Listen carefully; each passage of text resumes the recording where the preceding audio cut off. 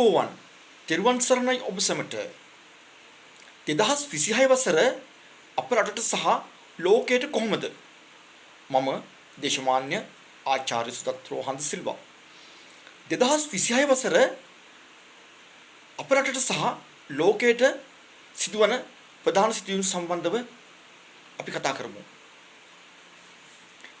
2026 වසර කියන්නේ සූර්යාගේ වසර කවුද මේ සූර්යා ග්‍රහලොව රජු ග්‍රහලොව පියා විශ්ව ධාතුවටම උණුසුම සපයන ග්‍රහතුමා විශ්ව ධාතුවටම ආලෝකය සපයන ග්‍රහතුමා විශ්ව ධාතුවටම ජීවය සපයන ග්‍රහතුමා ඒ වගේම තමයි විශ්ව ධාතුවේම ජීවය අහිමි කරන ග්‍රහතුමා සූර්යාගේ වසර තුල අප රටට සහ ලෝකයට සිදුවන ප්‍රධාන කරුණු මම අද ඔබට කියනවා. මේවා අනාවැකි ඔබට වසර අවසානයේදී බලන්න පුළුවන් මේ කාරණා සත්‍යද අසත්‍යද කියන කාරණාව. අද 2025 වසරේ දෙසැම්බර් මාස 2 වෙනිදා. 2024 වසර ලබන්නට ප්‍රථම 2023 වසරේ අගභාගයේදී මම මගේ සමීපතම හිතමිතුරන් අතරේ යම් අනාවරණයක් කරා අනාවැකි කිහිපයක් කිව්වා වසර අවසන් වෙද්දී ඒ සියල්ලම ඒ අයිඩම සපතු වුණා. ඒ කිව්ව අනාවැකි අතර 2024 වසරේ දරුණු රියානතුරක් සිදු වෙනවා. ප්‍රබල දේශපාලකයෙක් මිය යනවා. 2024 6 වෙනි මාස 29 ප්‍රථම ජනාධිපතිවරණය පැවැත්වුවහොත් ඒකාන්තයෙන්ම හිටපු ජනාධිපති රනිල් වික්‍රමසිංහ මැතිතුමා ජයග්‍රහණය කරනවා. 2024 ජූනි මාස 29 වෙනිදායෙන් පසුව මැතිවරණය පැවැත්වුවොත් හිටපු ජනාධිපති වරයා ඒකාන්තයෙන්ම පරාජයටපත් වෙලා කවුරුත් නොසිතපු නායකයෙක් මේ රටේ පාලකයා බවට පත් වෙනවා කියන කාරණාව මම කිව්වා. ඒ සියල්ල සනාථ කරමින් 2024 වසර ආරම්භයේ වන විටම හිටපු අමාත්‍ය සනත් නිශාන්ත මහතා දක්ෂිණ අධිවේගී මාර්ගයේදී ඔහුගේ රියානතුරකට ලක් වෙලා මිය යනවා. රියානතුර සහ ඔහුගේ මරණය සිදු වෙනවා. එතකොට 2024 ජූනි මාස 29 වෙනිදා පසුව තමයි ජනාධිපතිවරණය පැවැත්වෙන්නේ. එහිදී හිටපු ජනාධිපතිතුමා රනිල් වික්‍රමසිංහ මැතිතුමා පරාජයටපත් වෙලා වර්තමාන ජනාධිපතිතුමා පාලකයා බවට පත් වෙනවා. එහෙනම් දැන් අපි බලමු 2026 වසරට කොහොමද අප රටට සහ ලෝකෙට සිදුවන ප්‍රධාන දේවල් කියලා. අප රටේ ගෞරවයටපත් වෙච්ච කතාබහට ලක් වෙච්ච ප්‍රබල රාජ්‍ය නායකයෙක් අප අතරින් සදාටම සමුගන්නවා. එපමණක් නෙවෙයි ලෝකයේ තුල කතාබහට ලක් වෙච්ච ජනප්‍රිය රාජ්‍ය නායකයෙක් අප අතරින් සදාටම සමුගන්නවා. ලෝකයේ ප්‍රබල රටක ප්‍රබල ජනාධිපතිවරයෙක් ඔහු පිළිබඳව මුළු ලෝකයේම අවධානයට පත් වෙනවා. ඔහු ලෝකයේම සිත් ගන්න කෙනෙක් බවට පත් වෙනවා. ඔහු ලෝකේ පුරා ජනප්‍රිය බවට පත් වෙනවා. එපමණක් නෙමෙයි 2026 වසර ගැන බොහොම සැලකිලිමත් වන්න. යුරෝපය හා මැද පෙරදිග ආශ්‍රිතව දරුණු යුද ගැටුම් නැවත නිර්මාණය වෙනවා. දහස් සංඛ්‍යාත ජන ජීවිත මිනිස් ජීවිත ඒ තුලින් අහිමි වෙනවා. ඒ වගේම තමයි 2026 වසර හරි අමුතු වසරක්. මොකද මේ සූර්යාගේ වසරනේ. මේ වසරේදී වර්තමාන රජය විශාල ගැටලු තුනකට මුහුණ පානවා. ඒ ගැටලු අතර විශේෂයෙන් කියන්නේ වර්තමාන පාලන තන්ත්‍රයේ වර්තමාන රජයට විරුද්ධව රටේ තැන් තැන් වල අරගලයන් ප්‍රබල අරගලයන් නිර්මාණය වෙනවා. ජනතාව හොඳින් මතක තබා ගත යුතු කාරණාවක් තියෙනවා. මොකද්ද මේ පාලන තන්ත්‍රය 2026 වසරේදී දැඩි මුරණ්ඩු ස්වභාවයක්, දැඩි මාන්නක්කාර ස්වභාවයක්, දැඩි ඒකාධිපති ස්වරූපයක් ගන්නවා. අරගල කරන කෑකෝ ගහන සියලු දෙනාට රජයෙන් දැඩි නීති රීති පනවල දැඩි දඬුවම් ලබා දෙනවා.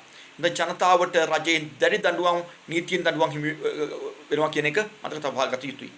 ඒ වගේම තමයි රජයට ණය වෙන්න සිද්ධ වෙනවා. මහා ණයක් සිද්ධ වෙනවා. මුදල් අර්බුද මේ රටේ තුල ඇති වෙනවා. වගේම ලෝකයේ තුලත් මුදල් අර්බුද මුදල් ගැටලු අසන්ට දකින්න අපිට ලැබෙනවා. එතකොට 2026 වසරේදී තවත් සුවිශේෂී සිදු වෙනවා. දැන් මම මේ දේශපාලඥයෙක් නෙමෙයි, මම දේශපාලන අනුගාමිකයෙකුත් නෙමෙයි. මම ඇවිල්ලා ජ්‍යොතිර්වේදියෙක් සහ ආධ්‍යාත්මික වේදියෙක්. මම මේ දකින්න දේ මගේ ශාස්ත්‍රය තුලින් මම මේ ප්‍රකාශයටපත් කරන්නේ.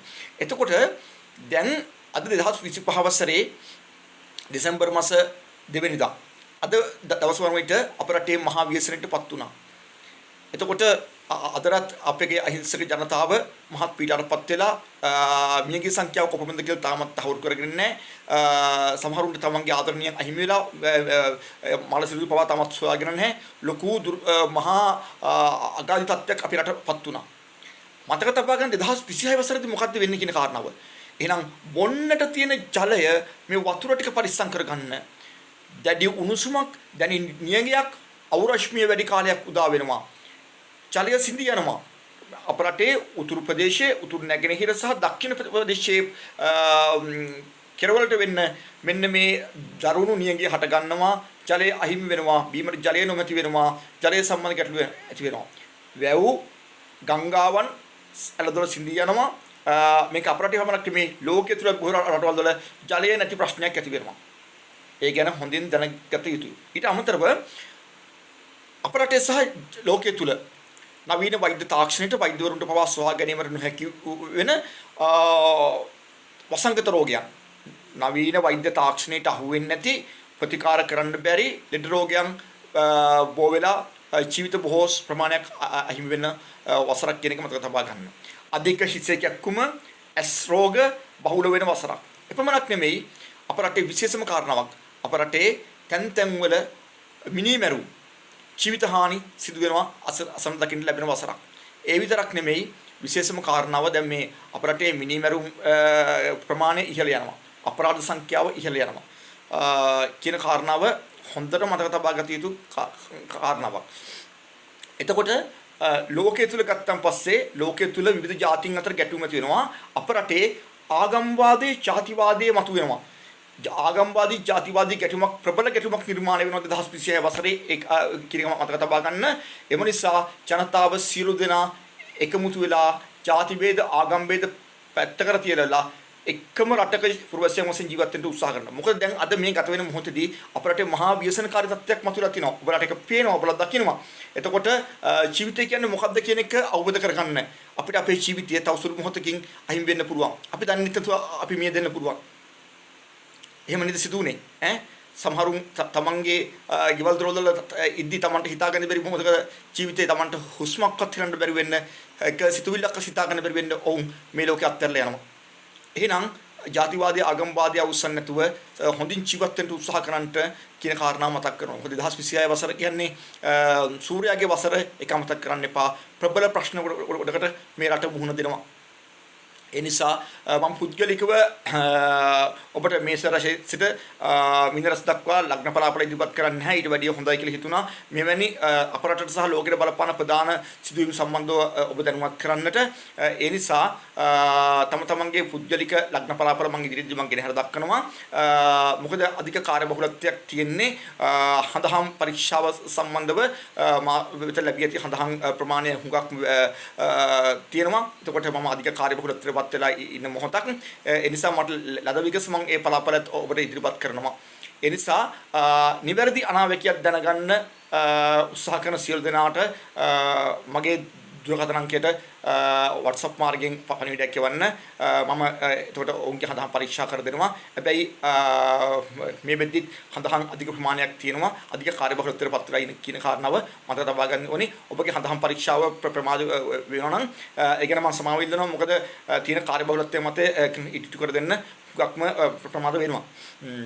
කෙසේ වෙතත් මම ඔබට නිවැරදි පලාපලයක් හැබැලිම ගෙන එනවා. ඒ නිසාම තමයි බොහෝ දෙනෙක් මා කෙරේ විශ්වාසය තබරි වෙලා මා වෙත හඳහන් පරීක්ෂාවට යොමු වෙන්නේ.